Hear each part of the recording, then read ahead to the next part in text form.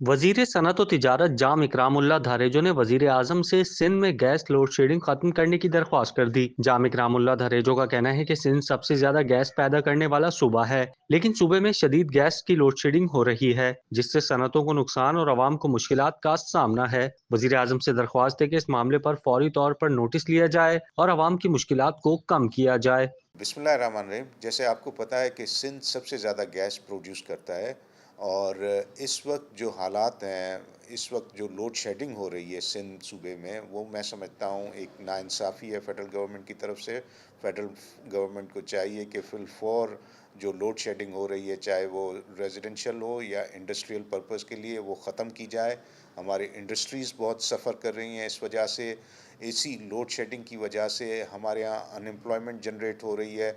तो मैं चाहूँगा कि फेडरल गवर्नमेंट, प्राइम मिनिस्टर साहब इस पे गौर करें और सिंध से जो लोड शेडिंग, गैस की लोड शेडिंग है, उसका जल्द ख़ात्मा किया जाए।